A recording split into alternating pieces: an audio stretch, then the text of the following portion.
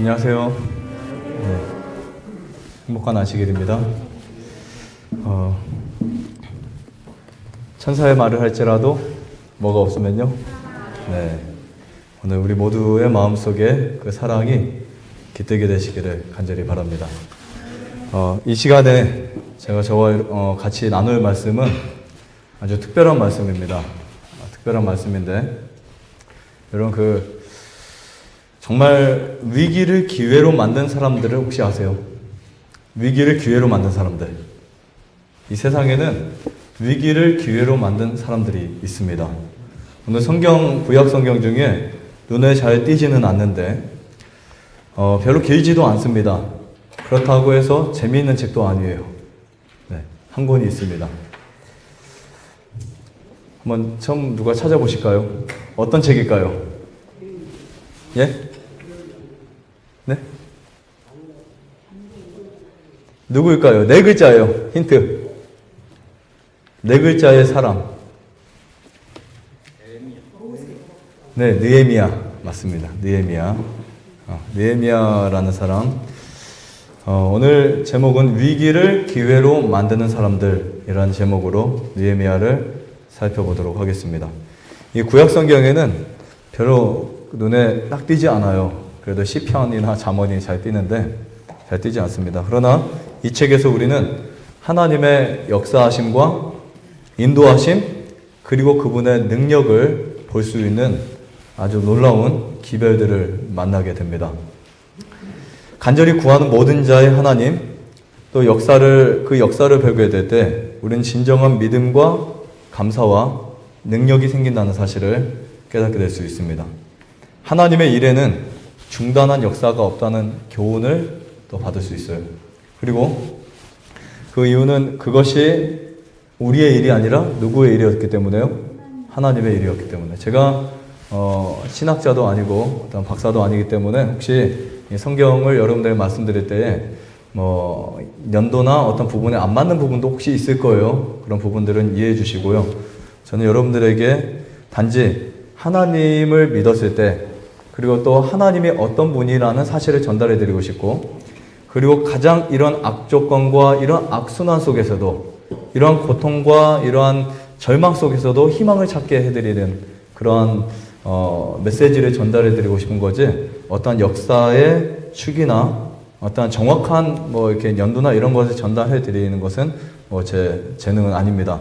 하지만 여러분들이 이 말씀을 통해서 정말 하나님은 이런 분이야. 나도 할 수 있다. 나도 가능하다. 내 속에서도 역사가 이루어질 수 있다는 그 사실 하나만 오늘 갖게 되신다면 우리는 이 안식일 시간이 헛되게 돌아가지 않으리라 생각을 하게 됩니다. 이 느헤미야라는 책은 그 바로 앞에 에스라라는 책이 있어요. 옛날에는 원래 이 책을 두 권이 한 권으로 되어 있었습니다. 한 권으로 되어 있었는데 히브리 성경에는 혹은 그리스 성경에도 에스라와 느헤미야는 한 권의 책으로 되어 있습니다. 근데 최초로 이 신학자 중에 오리겐이라는 사람이 오리겐 있지, 알렉산드리아 그쪽 최초 신학자들, 그 교부들, 오리겐이라는 사람이 에스라와 느헤미야를 분리시켜 놨어요. 이것은 알고 보니까 다른 책이다. 그래서 그 마소라 성경에서까지도 이게 분리되어야 한다라고 주장을 하기 시작했습니다. 사람들은 이 느헤미야의 책을 에스라가 저자다라고 말해오기도 했지만 사실은 이 느헤미야의 저자는 바로 느헤미야라고 볼 수 있습니다. 역사적 배경을 보면 당시에 그 444년 BC 444년경의 이야기를 다룬 420년대에 저작된 책이라고 볼 수 있는데요. 그 당시에 어떤 일이 있었냐면 BC 538년 이전에 538년 고레스의 1차 그 포로 귀환령으로 유대인들이 그 자기 나라에 돌아가서 건축하기 시작한 이야기입니다. 다시 말하면 혹시 이 이스라엘의 역사를 혹시 하나도 모르시는 분들을 위해서 제가 잠깐만 설명드릴게요. 이스라엘 백성들이 586년경에 바벨론에 의해서 멸망을 당하죠. 예루살렘 성이 완전히 초토화돼 버립니다. 그때 그 애굽과 바벨론의 그 전쟁이 일어났어요. 그 전쟁이 칼케미시 전쟁이라고 합니다. 그 전쟁을 통해서 그 초승달 지대의 한 딱 가운데 있던 예루살렘이 멸망을 당하고 그 다니엘과 그리고 성경 그 기물들이 같이 훔쳐서 이렇게 빼앗겨서 바벨론으로 이렇게 옮겨지는 그 이야기죠. 그래서 이 유다는 남쪽에 있는 유다는 538년경에 586년경에 망하고 그 이전에 이스라엘이라는 나라는 이제 732년경에 북쪽에서 먼저 망했죠. 그런 역사를 갖고 있습니다.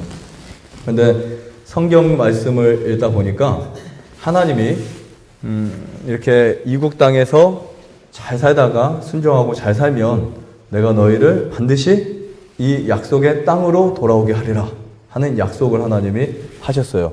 어떤 선지자에게 하셨을까요? 힌트 하나 드릴까요? 다니엘의 스승이에요. 네, 예레미야에게 했어요. 예레미야에게.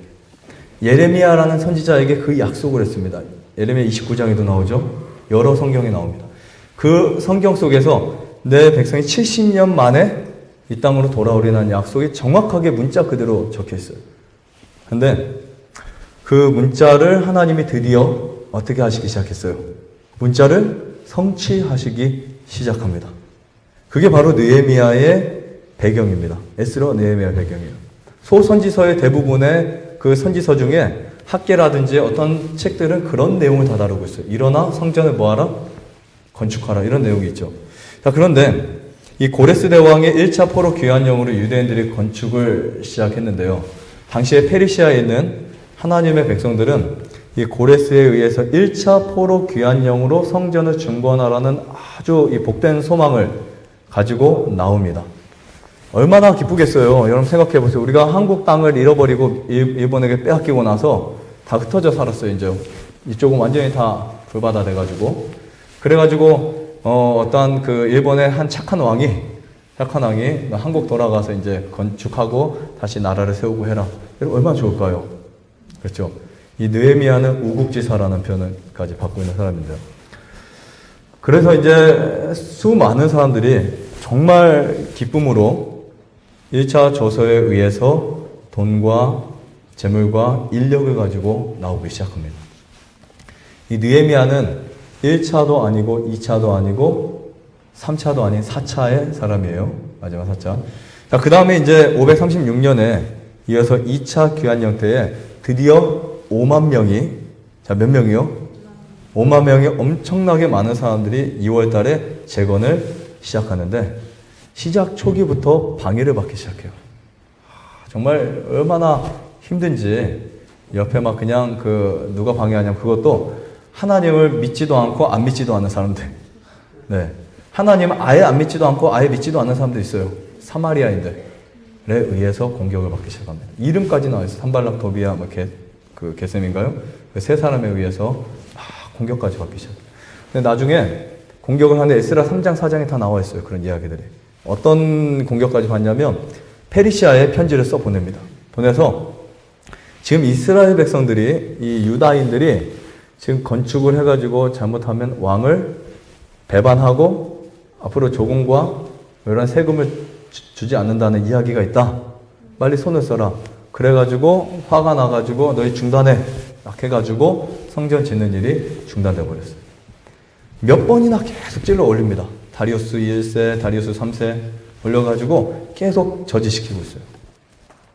그래서 이때 유다인들이 성전을 짓기를 중단하고 했다 모르겠다.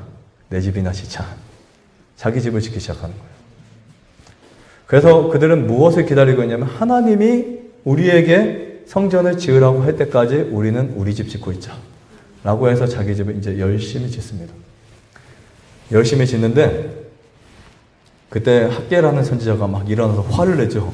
일어나 성전을 건축해라. 예, 너희들이 지금 집 짓고 있을 때냐고. 그래가지고 이제 이 당시에 두 부류의 사람들이 생겨났어요. 건축할 시기가 이르지 않았다고 하는 사람들과 필요성을 느끼는 사람들. 필요성을 느끼는 사람들은 아주 소수의 사람이었고 필요하지 않다고 느낀 사람들은 대수의 사람들이었습니다. 성전은 1차 포로 귀환부터 100년의 시간이 흘러가 버린 때에 느헤미야가 등장을 하는 겁니다. 자, 언제요? 1차 포로 귀환령이 있은 직후에 100년이 흐른 그때 느헤미야가 탄생한 것이 아니라 느헤미야가 이제 등장합니다. 느헤미야는 그 할아버지 때에 아마 포로로 잡혀왔을 거예요. 그래서 자기는 한 번도 그 이국 땅에서 자기의 본국을 밟아보지도 못한 사람입니다. 얼마나 마음속에 그 땅 가고 싶었을까요? 그렇죠. 근데 이 느헤미야에게 하나님이 역사하셔서 100년 동안 안 된 일을 며칠 만에 한 줄 아세요? 100년 동안 안 된 일을 며칠 만에 한 줄 아세요? 50일 만에 합니다. 기적이 일어났어요. 이게 바로 성령의 역사예요. 100년 동안 무너지고 안 되고 무너지고 안 됐던 일을 언제 만에요? 52일 만에 이루신 겁니다. 느헤미야가 그런 사람이에요. 그냥 술 따는 사람인 줄 알았죠? 아닙니다. 느헤미야는 정말 구약의 위기에 기회를 맞는 사람, 위기 때 기회를 맞는 사람, 원칙의 사람, 그런 사람이라고 표현되어 있습니다. 여러분, 성벽이 무너져 있는 상태는 방어가 불가한 상태예요. 그래서 그들은 자치권을 얻었어도, 어떻게 보면 자치권을 얻었어도 그것을 회복하지 못합니다. 이 고레스 당시부터 우리가 쭉 역사를 다시 한번 짚어보면은, 이 당시에, 다른 민족에게 상당한 이 유다 민족에게 페르시아에서 상당한 그 자율권을 부여시켜줬고, 문화적, 종교적 생활을 존중하는 관용 정책에 이 사람들이 이제 굉장히 많은 혜택을 받았어요. 근데 문제는 다리우스 1세 때 유다 총독의 권한 아래 성전을 도와주고 그 다음에 많은 도움을 줄 것이 명령되었었고, 아닥사스다 3차 조서 때 457년이죠. 예루살렘을 중건하라는 영, 다니엘 9장 27절에 나옵니다. 중건하라는 영, 다시 말하면 이 중건이라는 단어를 히브리어로 들어가 보니까 회복하고 건축하다, 이 두 가지 의미가 다 있어요. 무슨 의미요? 회복하고 건축하는 거 두 가지가 다 있습니다. 그래서 그 중건하라는 영을 받고 이제 그것을 하기 시작하는데, 이것은 단순한 건축이 아니라 국민 자치권과 재건을 의미해요. 그런데 문제는 뭐냐면 성벽이 무너져 있었기 때문에, 한쪽 성벽이 무너져 있었기 때문에 이 자치권을 주장할 수 없는 상황이었어요. 그래서 에스라는 어떤 일을 했어요? 한 손에는 성경을, 한 손에는 칼을 가지고 일을 했어요. 느헤미야가 그렇게 일을 하는데 나중에는 옷을 벗지도 않고 일을 합니다. 그 밑에 부하들이 들어가서 잠을 자라고 해도 자지 않고 같이 보초를 쓰면서 뜬 눈으로 수십일 동안 같이 그렇게 일하는 아주 멋있는 사람이었어요. 이 느헤미야가 외압의 단호에 맞서서 성벽 건축을 하고 유다 민족의 정체성을 회복하기 위해서 성전 봉사를 중심으로 부흥과 개혁을 일으킨 내용이 이제 느헤미야 13장까지 가서 쭉 나오죠. 네. 드디어 이 나라의 자치권을 회복시키고 그 성전의 메시아를 준비시키는 정말 훌륭한 인재가 되기까지 과연 이 느헤미야가 어떻게 하나님께 헌신했고 어떻게 하나님께 자기 모든 것을 내려놓고 하나님의 주권을 가지고 하나님의 역사를 가지고 사람들을 지도할 수 있었는가, 이 부분을 우리가 좀 살펴볼 필요가 있습니다. 다 같이 느헤미야 1장을 보겠습니다. 느헤미야 1장.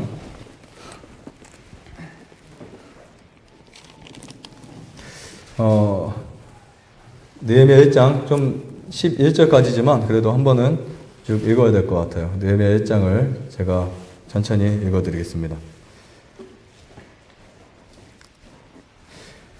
1절부터 제가 읽겠습니다. 하가리아의 아들 느헤미야의 말이라.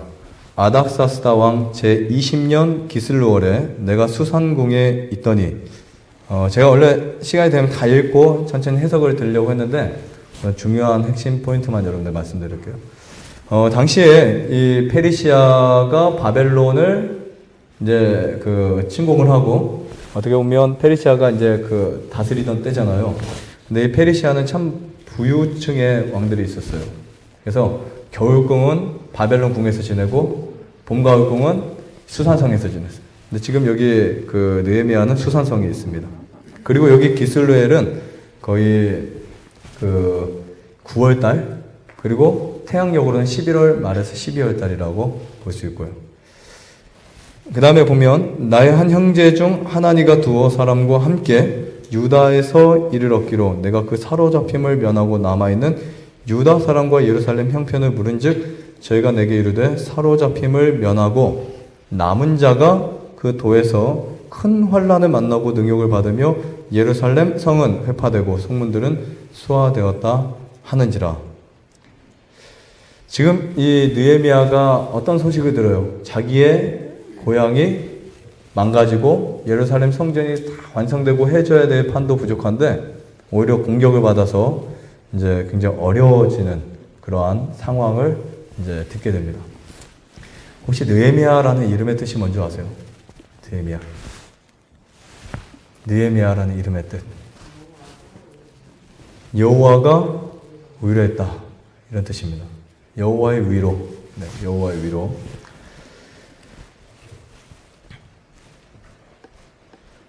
우리 마태복음 보면 애통하는 자는 뭐가 있다 그랬어요? 복이 있나니 저희가 위로를 받을 것이며. 왜 이 느헤미야에게 하나님의 위로가 필요했을까요? 느헤미야는 슬픔을 아는 사람이었어요. 느헤미야는 자기의 고향과 자기의 백성과 또 자기의 친족 그리고 자기의 가족들, 자기의 민족을 위해서 슬픔을 알고 그들의 고통과 그들의 처지를 알고 있었던 사람이었어요. 어떻게 보면 느헤미야는 지금 너무나 편해요. 높은 지위에 있고 부유하고 정말 얼마나 행복합니까? 사실은 이국 땅에서 어떻게 보면 자기 다른 민족임에도 불구하고 거기에 높은 지위까지 올라갔는데 얼마나 대단해요. 그리고 사실은 이렇게 부족한 것이 없는 사람이에요. 하지만 느헤미야는 그런 상황 속에서도 무엇을 잊지 않고 살았어요? 하나님의 나라, 자기의 고향, 하나님의 어떠한 그 역사들을 잊지 않고 살았던 사람입니다. 느헤미야는 자기가 아파서 슬퍼한 사람이 아니에요. 자기가 힘들어서 슬퍼한 사람이 아니에요. 자기가 어렵고 고통당해서 기도한 사람이 아니었습니다. 어떤 사람이었어요? 여기 보면 4절에 내가 이 말을 듣고 4가지 동사가 나와요. 앉아서 울고 수일 동안 슬퍼하며 하늘의 하나님 앞에 금식하며 또 마지막 뭐까지 했어요? 기도하니. 네. 이런 그 기도의 내용을 쭉 보면 느헤미야가 도대체 어떤 사람이라는 것을 우리가 알 수 있습니다. 여러분 혹시 누군가를 위해서 누군가의 아픔 때문에 정말 그게 나의 아픔 같다. 누군가의 상처가 진짜 나의 상처 같다 느껴본 적이 있어요?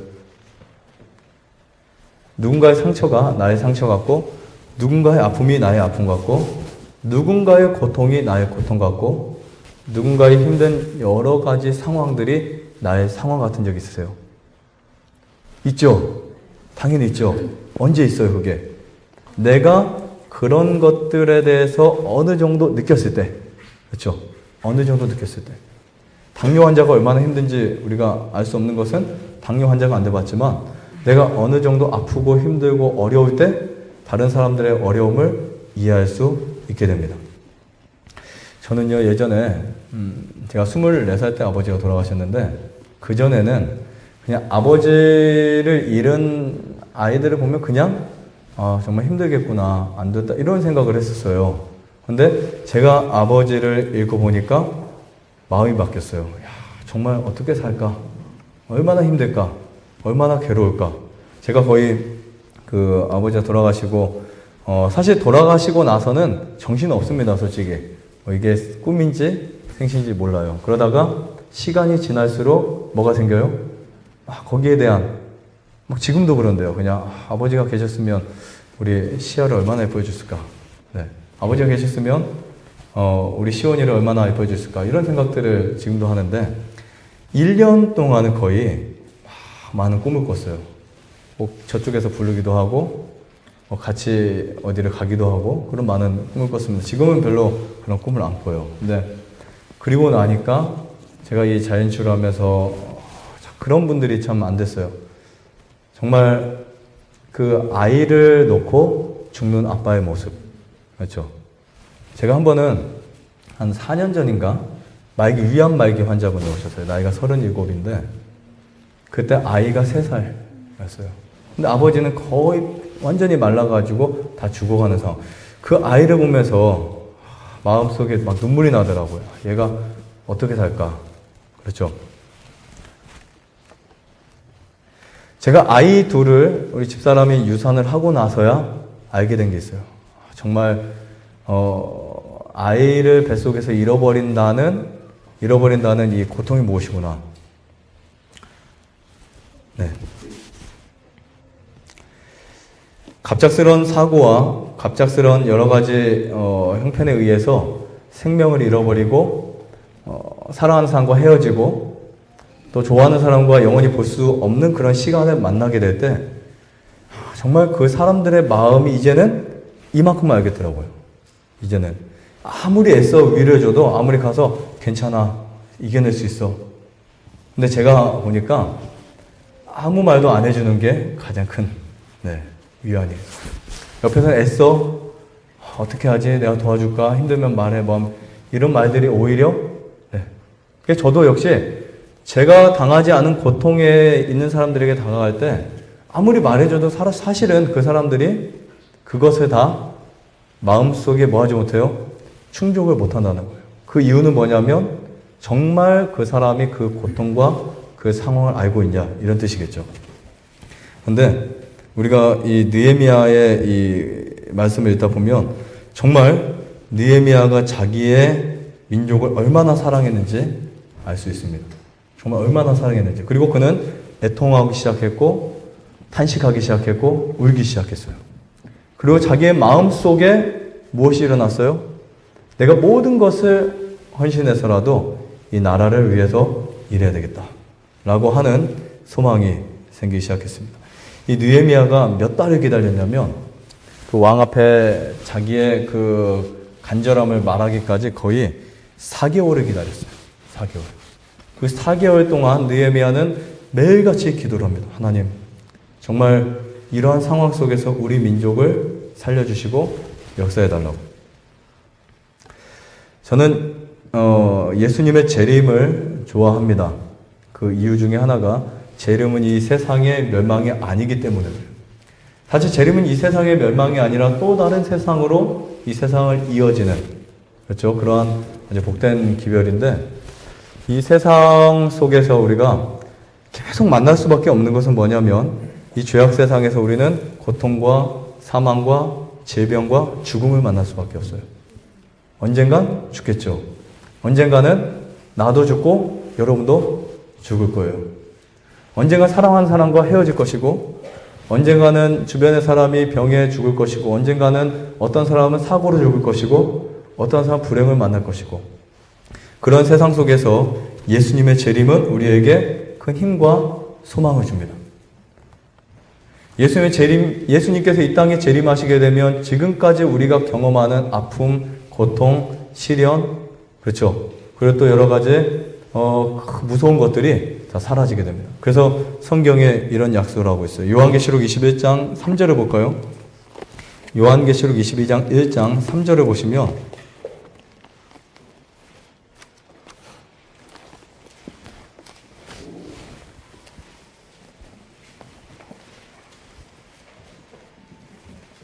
요한계시록 21장 3절에 보면 이런 말씀이 있습니다. 내가 들으니 보좌에서 큰 음성이 나서 가로되 보라 하나님의 장막이 사람들과 함께 있음에 하나님이 저희와 함께 거하시리니 저희는 하나님의 백성이 되고 하나님은 친히 저희와 함께 계셔서 자 하나님이 누구와 함께 계신다고 했어요? 네, 사람과 함께 계셔서 모든 눈물을 그 눈에서 씻기심에 다시 무엇이 없고요? 사망이 없고 애통하는 것이나 곡하는 것이나 아픈 것이 다시 있지 아니하리니 처음 것들이 다 지나갔음이니라. 예수님의 재림을 고대하는 수많은 사람들은 이 말씀을 기억합니다. 다시 무엇이 없다고요? 사망이 없다는 사실. 다시는 암의 재발도 없고 다시는 이런 고난, 고통도 없고 딸이 암에 걸려보니까 어떠세요? 마음이 아프죠. 차라리 내가 걸렸으면. 네, 차라리 내가 걸렸으면. 근데 그 딸이 나이가 더 어리면 어릴수록 더 심해요. 10살 먹었을 때 딸이 암에 걸렸다. 5살 먹었을 때 죽을 질병에 놓였다. 13살 먹은 우리 아들이 정말 가난 말기다. 그러면은 부모는 쫓아서 그 음부에 들어가고 싶은 마음일 거예요. 그래서 야곱이 자기 아들을 잃고 나서 어떻게 했어요?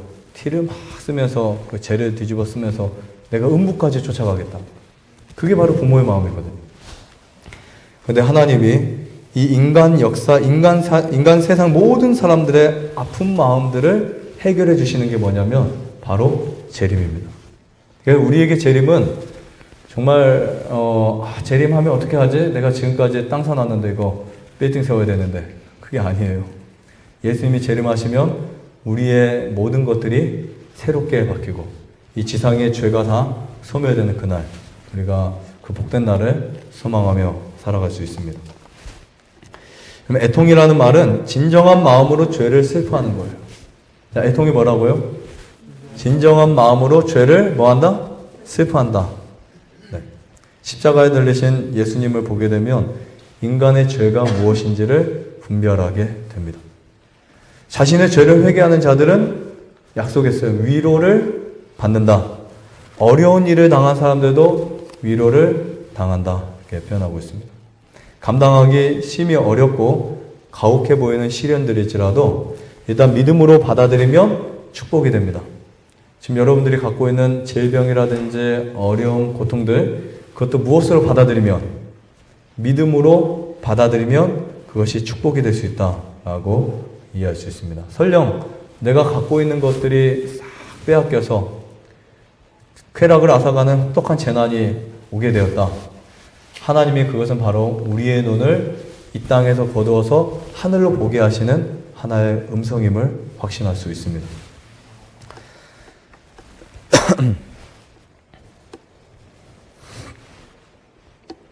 넘어가서 우리 느헤미야 다시 가서 보겠습니다. 느헤미야 1장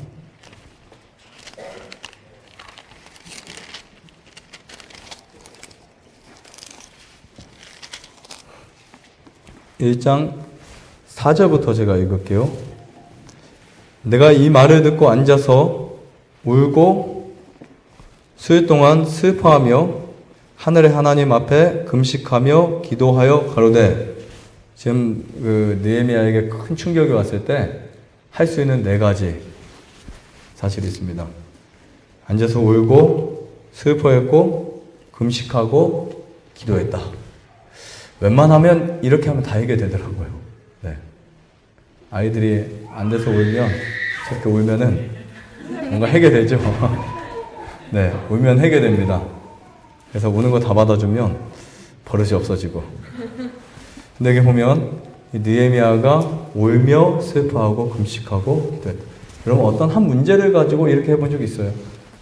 한 문제를 가지고 정말 내 일생에 닥친 이런 중요한 문제라고 하면 최소한 우리가 이렇게 금식하고 기도할 필요가 있겠죠. 육신의 건강을 위해서도 뭐해요? 금식하잖아요. 시편 137편에 아주 재밌는 말이 있어요. 유량민들의 애타는 심정의 기록이 어떻게 기록되어 있냐면 6절에 보면 내가 너를 기억하지 아니하면, 내가 예루살렘에 대한 기억을 떠나버리면, 만일 내가 예루살렘을 가장 즐거워하는 즐거움보다 더 좋아하지 아니하면 내 혀로 입천장이 붓게 하라. 이런 표현까지 썼어요. 난 저주받을 거야. 그런 말이에요. 그만큼 이 조국을 사랑하는 느헤미야의 마음, 어떻게 보면 당시에 정말 이런 선지자들과 의인들은 자기 조국을 사랑했는데, 이 기도의 내용을 보면 5절에 하늘의 하나님 여호와 크고 두려우신 하나님이여 주를 사랑하고 주의 계명을 지키는 자에게 언약을 지키시며 긍휼을 베푸시는 주여 간구하나이다. 이게 느헤미야의 기도입니다. 느헤미야는 부끄러운 조국과 조상들을 원망하거나 외면하지 않았고 자기와 자기의 백성의 죄를 동일시하게 취급했다는 사실. 네. 흔히 우리는 뭔가 누가 잘못하면 쟤 때문에 그래 막 핑계를 대죠. 네. 느헤미야는 덮어주는 사람이었어요. 모든 걸 덮어주고 자기가 잘못했다. 내가 부족해서 그래. 그래서 하나님 앞에 그렇게 진심으로 기도한 내용이에요. 하나님, 내가 잘못했습니다. 우리 조상이 잘못했습니다. 우리 같이 잘못했습니다. 우리를 용서해 주십시오 하면서 이 역사 의식을 가지고 개탄하며 울었다고 표현하고 있어요. 그리고 긍휼히 보시는 하나님, 보고 계시는 하나님, 듣고 계시는 하나님, 아파하시는 하나님, 불쌍히 여기시는 하나님, 특히 변함없는 품성을 가진 하나님께 단호하게 기도하기 시작합니다. 어떻게 기도하냐면 하나님의 품성을 의지해서 기도합니다. 하나님의 품성을 의지해서 기도합니다. 이 느헤미야의 기도를 가만히 보면 어떠한 형식이 있다는 것을 보게 돼요. 느헤미야의 개념과 느헤미야가 갖고 있던 마음이 무엇인지를 우리가 알게 되는데, 이 느헤미야는 이스라엘의 죄를 짊어지는 책임자로서 기도를 합니다. 여러분, 책임자라는 게 사실 쉬운 게 아니거든요. 어떤 일의 책임자, 내가 책임질게, 나를 믿고 해. 이게 쉬운 말이 아니거든요. 느헤미야는 그런 입장에서 기도를 합니다. 세상에 많은 모순을 보게 돼요. 저번에도 말씀드렸죠. 기도해야 하는 우리는 기도하지 않고 기도할 필요 없는 예수님이 기도하고 있었다는 거예요. 그렇죠? 예수님 새벽마다 기도하셨어요. 근데 우리는 기도하지 않고 살아갑니다. 그 이유는 모르니까. 이게 모순이에요. 정말 느헤미야 같은 사람은 어떻게 보면 정말 이게 내 죄라고 생각하지 않아도 될 사람들은 그렇게 생각하고, 오히려 우리는 하나님, 내가 저 옆에 집 이웃 사람 때문에 내가 당신의 일을 못하고 있습니다. 아무것도 못하고 있어요. 그 사람만 좀 어떻게 해결해 주십시오. 그 사람 마음을 바꿔주세요. 저 사람 마음을 바꿔주세요. 내 집사람, 내 부인, 남편, 아니면 내 자녀, 부모 좀만 해주십시오. 그러면 내가 하겠습니다. 이렇게 우리는 생각하고 있어요. 모순이죠. 느헤미야가 전혀 다른 기도를 하고 있는 우리 자신을 보게 됩니다. 그럼 말 한마디를 잘하면 모든 상황을 다 바꿀 수 있어요. 한 번은요, 한 번은 전화가 왔어요. 원장님 덕분에 기도 많이 해주셔서 제가 몸이 이렇게 회복되고 살 것 같습니다. 너무 감사합니다. 근데 그 말을 들었을 때 미안했어요. 왜 그런 줄 아세요? 기도를 많이 못 해드렸는데 그분은 저에게 기도를 많이 해줬다고. 사실 종종 그런 연락이 옵니다. 그래서 이제 제 마음속에 더 열심히 기도해드려야 되겠다. 근데 어떤 사람은 와서 기도해달라고 하는데 이상하게 네 하지만 안 해주고 그냥 지나가지죠. 정말 하나님께 가서 여러분들이 하나님 이거 주세요 저거 주세요 막 하기보다 하나님을 더 감동시키려면 하나님 지금까지 저를 인도해 주시고 보호해 주셔서 감사합니다. 앞으로도 해주세요.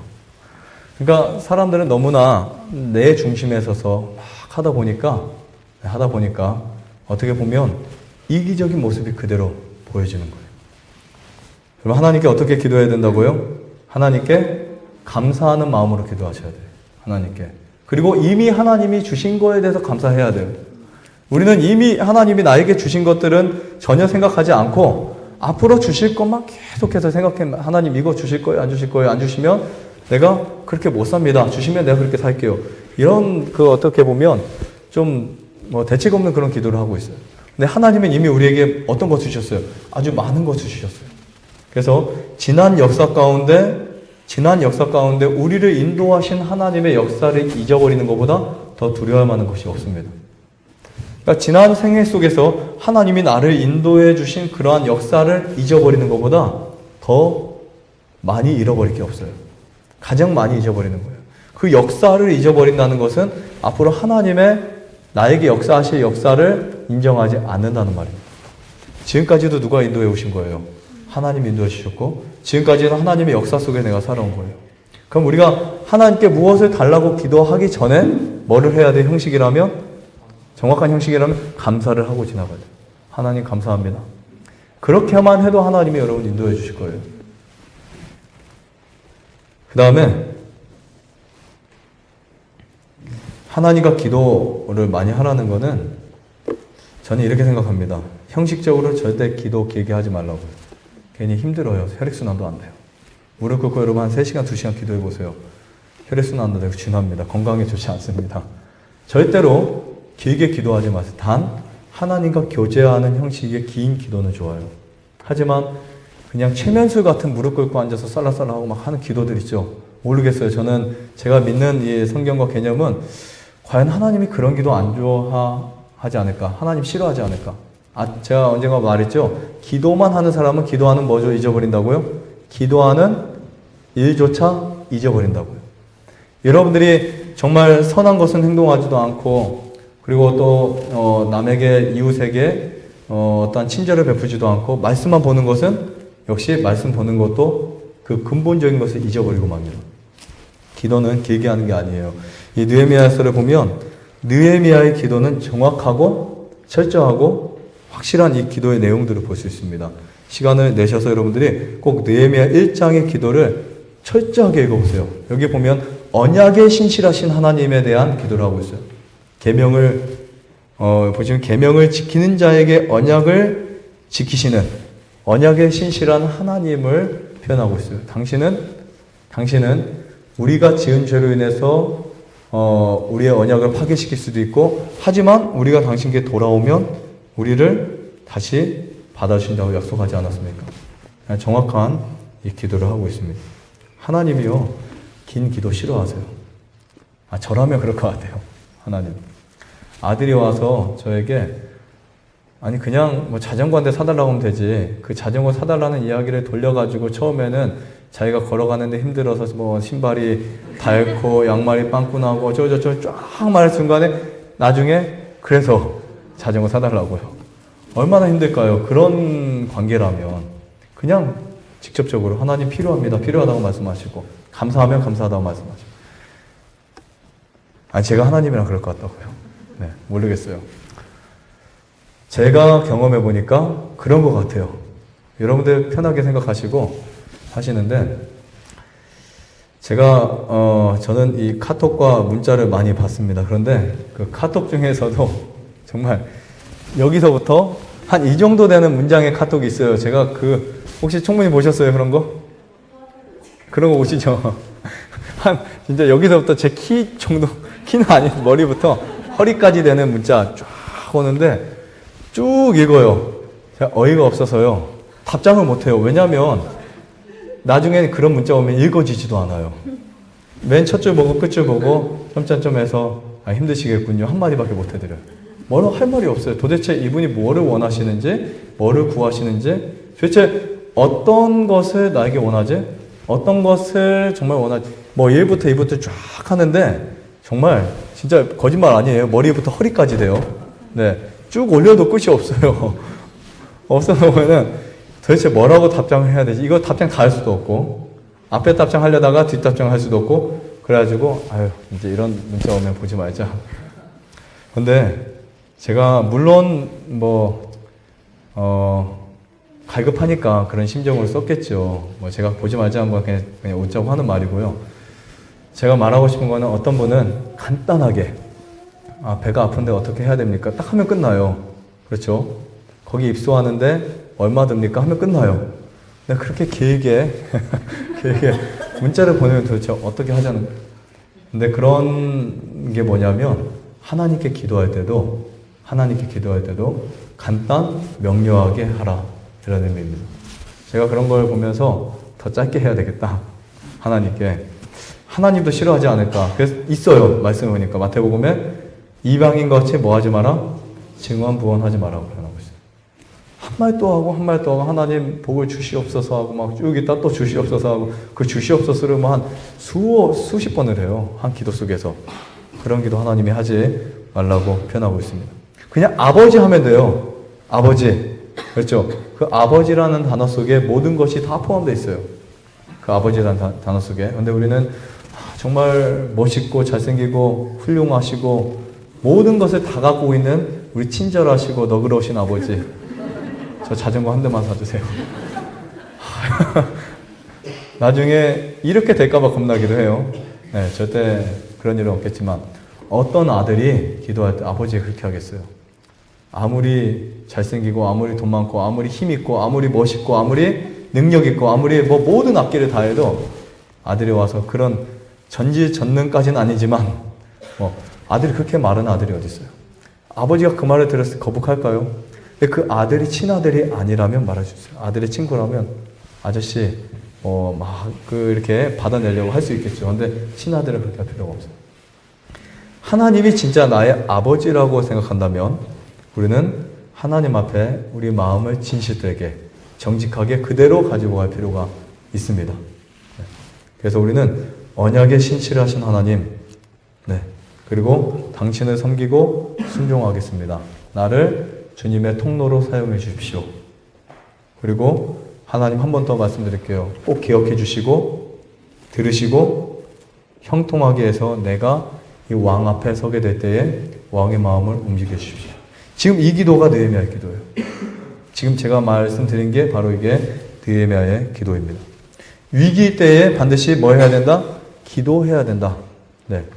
위기 때에 뭐 해야 된다고요? 기도해야 된다. 반드시 기도하셔야 돼요. 가장 힘든 시간, 그것은 분명 기도의 시간이라는 것을 우리에게 알려주는 하나의 메시지입니다. 여러분들 가장 힘들고 절망적이고 어느 선교지에서 돈이 떨어지고 어떤 일을 하기 위해서 가다가 타이어가 빵꾸 나고 힘든 그 상황이라면 그 시간은 바로 기도의 시간이라는 사실을 깨닫게 되시길 바랍니다. 저는 트랙터를 끌고 가다가 눈이 쌓여서 이렇게 눈을 치우는데 갑자기 시동이 꺼졌어요. 앞에 차를 만났고 그 차는 막 이제 피해야 되고 근데 안 살려지는 거예요. 야, 어떻게 해야 되지 하다가 믿져야 본전이다. 기도하자. 그래서 하나님 정말 눈을 치워야 됩니다. 좀 트랙터 시동 좀 살려주세요. 근데 하니까 살려줬어요. 우연인 줄 알았는데 그냥 그렇게 생각합니다. 기도의 응답이었다고. 이런 작은 일에서도 하나님은 보고 계시고 듣고 계신다는 사실. 우리 모두의 기도를 하나님은 뭐 하신다고요? 듣고 계신다. 우리 모든 상황을 하나님 뭐 하신다고요? 보고 계신다. 여러분 허든스텔러 제가 자주 말씀드리잖아요. 허든스텔러 중국 대륙의 정말 훌륭한 누구였죠? 선교사였죠. 선교사였는데 이제 그가 중국에서 많은 일을 하고 더 이상 몸을 사용할 수 없을 정도로 힘들어지고 몸이 극도로 쇠약해져서 움직일 수 없을 상황에 그가 할 수 있는 일은 기도밖에 없었습니다. 그에 더 이상 중국 대륙에 선교할 수 있는 힘이 없어지고 이 허든테일러의 행동 반경은 그 작은 침대밖에 없었어요. 거기서밖에 행동할 수 없었고 뒤척거리고 그때 그의 발치에다가 중국 대륙의 지도 한 장을 딱 놓고 기도하기 시작합니다. 하나님, 이 선교를 위해서 나 말고도 다른 사람들의 마음을 움직여달라고. 1875년 어느 날 이 허드슨 테일러는 연필을 잡을 수 있는 힘조차 이제 없어지고 다른 사람의 도움을 받아서 중국 선교를 해달라는 글을 쓰게 합니다. 그리고 기도를 해서 요청의 기사를 써서 서방신문에 의탁을 했어요. 그 글에는 어떤 글이 있냐면 이 글을 읽는 기독교인에게 호소합니다. 지금 바로 1시간만 하나님께 아니고요. 10분만 하나님께 아니고요. 1분만 하나님께 진심으로 기도해 주십시오. 자, 얼마큼만요? 1분만. 1분도 충분해요? 네, 1분도 충분합니다. 1분만 진심으로 기도해 주십시오. 중국 복음 사업을 위해서 18명의 선교사를 보내줄 것을 기도해 주십시오. 라고 그 글을 써서 보내고 기다리기 시작했습니다. 병상에서 인내하며 기다리는 동안에 죽기 전에 18명, 정확하게 18명의 선교사가 그의 병상 앞에 찾아와서 우리가 도울 수 있는 게 뭐냐고. 그 기도가 응답받았죠. 네. 이 허든셀러는 자신을 가장 미약하고 작은 사람이라고 여겼지만 전능하신 하나님께서 그의 기도를 들으셨고 그는 하나님의 능력에 의해서 살아왔던 사람임을 우리에게 증명하고 있습니다. 여러분 꼭 기도하시기 바랍니다. 가장 절망적인 그 순간, 그때가 바로 기도의 시간이에요. 그때보다 더 축복받은 시간이 없습니다.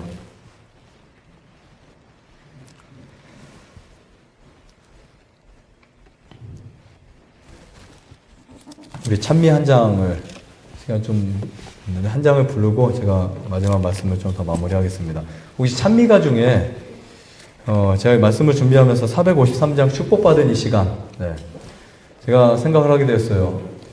저 뒤에 찬미가가 있는데 몇 곳만 한 두세 분이 한 번씩 볼 수 있도록 나눠주시고 한 분이 반주 좀 해주시길 바랍니다.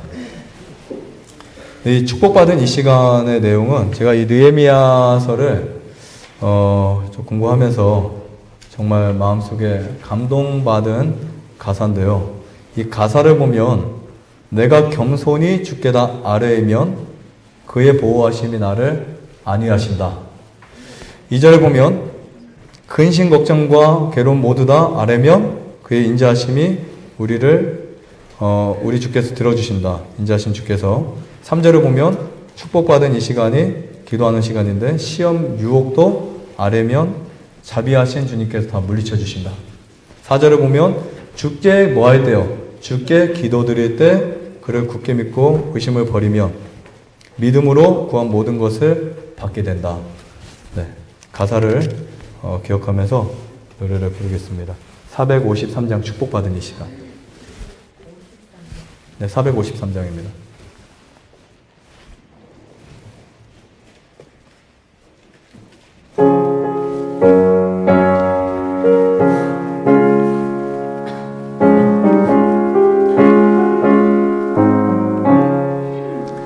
축복받은 이 시간, 기도하는 시간, 내가 겸손히 주께 다 아뢰이면 그의 보호하심이 나를 안위하니 얼마나 향기롭고 복된 시간인가. 복된 이 시간 기도하는 때 지친 내 영혼 속에 은혜 향기 넘치네. 축복받은 이 시간 기도하는 시간 근심 걱정과 괴로움 다 아뢰이면 인자하신 우리 주 들어주시오니 얼마나 향기롭고 복된 시간인가. 복된 이 시간 기도하는 때 지친 내 영혼 속에 은혜 향기 넘치네. 축복받은 이 시간 기도하는 시간 시험 유혹도 주께 다 아뢰이면 자비하신 우리 주 물리쳐 주시니 얼마나 향기롭고 복된 시간인가. 복된 이 시간 기도하는 때 지친 내 영혼 속에 은혜 향기 넘치네. 주께 기도드릴 때 그를 굳게 믿고 의심 버리고 주께 다 아뢰이면 믿음으로 구한 것 모두 받으리니 얼마나 향기롭고 복된 시간인가. 복된 이 시간 기도하는 때 얼마나 영혼 속에 은혜 향기 넘치네. 그럼 좋은 노래죠? 네. 언제가 가장 축복받은 시간이라고요? 언제가요? 기도하는 시간이. 네. 자, 마지막으로 느헤미야에 대한 이야기 조금만 더 하고 마치도록 하겠습니다. 이 느헤미야는 최고의 훌륭한 지도자였어요. 네, 느헤미야는 어떤 사람이었다고요? 최고 훌륭한 지도자였는데 그 성경을 쭉 읽고 주석을 보면 느헤미야는 군림하지 않는 사람이었다. 네, 그는 사람들에게 명령하지도 않았지만 사람들은 느헤미야를 통해서 하나님의 사업을 같이 하려는 마음이 솟아올랐다고 표현하고 있어요. 감동의 사람이었습니다. 그리고 헌신하는 지도자였어요. 총독의 녹을 먹지도 않았고 성벽이 중수되는 동안에 옷을 벗지도 않았고 현장에서 백성들과 함께 먹고 저녁에 같이 보추어 섰던 의리의 사나이였어요. 그리고 또한 격식 없는 지도자였고 원칙에는 강철같이 굳게 서는 지도자였습니다. 하나님이 느헤미야를 크게 사용하시는 이유가 있었겠죠. 네. 하나님이 느헤미야를 크게 사용하시는 이유가 도대체 무엇이었을까? 느헤미야의 품성 속에 첫 번째 자리가 누구였다는 거예요? 하나님이었다는 사실입니다. 오늘날 느헤미야 같은 사람들이 필요합니다. 하나님은 우리 모두에게 특별한 계획을 갖고 계세요. 저희는 모두에게 어떤 계획을 갖고 계신다고요? 특별한 계획을 다 갖고 계십니다. 부르심을 받을 때 우리는 어디에서부터 잘못되었었는지, 내가 하나님께 부르심을 받으면 과거에 무엇이 잘못되었는지, 이 세상이 무엇이 잘못되었는지, 교회가 무엇이 잘못되었는지를 충분히 여러분들이 찾을 수 있어야 됩니다. 이스라엘 사람들이 포로로 잡혀간 데 반드시 이유가 있었고 우리가 고통과 어려움을 당하는 이유도 반드시 있다는 사실이에요. 그거 없이 그냥 하나님 아프니까 살려주세요, 낫게 해주세요, 아니면 큰 일꾼 되게 해주세요, 의미가 없는 기도입니다. 반드시 이유가 있었다는 거예요. 왜 포로가 되었는지. 그래서 하나님이 그들을 포로의 그 어떤 도가니 속에서 그들을 연단시키고 특별하게 사용하시기 위해서 그들을 훈련시키는 그 모습 속에서 우리는 무엇을 배우게 되냐면, 만약에 내가 하나님의 그릇이 된다면, 크든 작든 그릇이 된다면 하나님이 지금까지 어떻게 나를 역사해 오셨고 나에게 이런 것을 왜 허락하셨는지를 이해하고 우리가 충분히 살펴보아야 한다는 것입니다. 느헤미야는 선지자가 아니었어요. 느헤미야는 제사장도 아니었습니다. 하지만 하나님이 크게 쓰시려고 준비시킨 특별한 사람이었습니다. 네. 느헤미야를 다 읽어보면 하나님은 쾌락과 이기심 그리고 죄 있는 백성과 일하지 않는다는 것을 보게 됩니다. 쾌락을 사랑하는 사람, 이기적인 것이 마음속에 꽉 차 있는 사람, 그리고 또 죄가 마음속에 그대로 포기되지 않는 사람과는 하나님 뭐 하지 않는다고요? 절대로 일하지 않는다는 겁니다. 일편단심으로 마음이 강직한 사람과 일하신다는 교훈을 우리가 보게 됩니다. 마음이 부패되지 않은 사람과 하나님이 일하신다고 우리가 이 말씀 속에서 보게 됩니다. 하나님이 느헤미야와 함께 일하셨던 것은 느헤미야라는 이름이 하늘 등록에 그의 이름이 등재되었기 때문에 그렇다고 선지자는 말하고 있습니다. 그가 하나님을 귀하게 여겼기 때문에 하나님이 느헤미야를 귀하게 여길 수 있었어요. 그가 하나님의 백성을 사랑했기 때문에 하나님이 느헤미야를 사랑할 수 있었던 것이었습니다. 원칙에 강철같이 굳게 섰기 때문에 저때 어떠한 타협도 하지 않았고 심지어 목숨의 위험이 왔을 때에도 느헤미야는 타협하지 않았다는 기록을 그의 책에서 볼 수 있습니다. 또한 영적인 안목을 잃어버린 사람들의 궤변에 흔들리지도 않았어요. 네, 이럴 것이다, 저럴 것이다 다 잘라버렸습니다. 아니다, 필요 없다. 난 내 갈 길을 가겠다. 하나님이 나에게 말씀하고 있다. 이것이 하나님의 뜻이다라고 느헤미야는 어떤 궤변에 흔들리지 않고 자기의 원칙을 가지고 끝까지 우리가 한번 정한 길을 가야 되죠. 네. 주님과 기꺼이 협력했기 때문에 하나님이 그를 사용할 수 있었습니다. 돈과 명예에 희생당하지 않았죠. 그리고 침묵으로 잘못되고 부패된 것들을 보고만 있지 않았던 사람이 느헤미야였어요. 옳고 그른 것을 확실히 분별할 줄 알았고 나쁜 것을 나쁘다고 말할 수 있는 사람. 하나님의 원칙을 굳게 하는 데 있어서 한 점의 가마까지도 보태지 않았다고 표현하고 있어요. 가마도 보태지 않았다. 참 어떻게 보면 우리가 하나님의 일꾼이 된다는 것은 쉬운 일은 아닙니다. 하지만 느헤미야가 정말 그 마음속에 하나님을 첫 번째 자리로 두었을 때 이 모든 것들이 가능해졌다는 사실을 볼 수 있었고요. 그렇게 해서 100년 동안 불가능해졌던 일들을 50일 만에 완성할 수 있었던 느헤미야의 역사들을 우리가 존경할 수밖에 없고 정말 나도 이런 사람이 되어야 되겠구나 라고 우리가 본보일 수밖에 없는 사람이라는 사실을 깨달을 수 있습니다. 마지막으로 느헤미야는 기회의 사람이었다. 자, 어떤 사람이었다고요? 예, 그 찬스를 딱 잡을 수 있는 사람이었어요.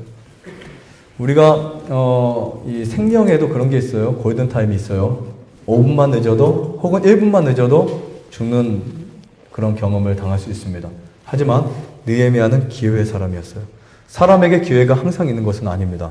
우리에게 오늘도 있고 내일도 있고 오늘 안 하면 내일 되겠지? 내일 안 하면 모레 되겠지? 아니면 한 달 후에 되겠지? 1년 후에 해야지. 이런 기회는 없어요. 기회는 오늘밖에 없습니다. 기회를 놓치고 후회하지 마시기 바랍니다. 그래서 지금 나에게 하나님 말씀하신 이 모든 말씀들이 나에게 어떤 사람이 되라는 거예요? 이 시대의 느헤미야가 되라. 이 시대에. 이제 앞으로 나중에 또 제가 2장, 3장 느헤미야를 공부할 때 과연 느헤미야가 도대체 어떤 일을 얼마나 많이 했을까를 좀 더 말씀드릴 텐데 어쨌든 지금 나는 어떤 기회의 사람이 될까? 오늘 여러분들에게 하나의 큰 숙제가 되시고요. 그 기회의 사람, 그 원칙의 사람, 그래서 하나님의 놀라운 일꾼, 하나님의 동역자가 될 수 있는 저와 여러분 모두가 되시기를 바라면서 마치겠습니다.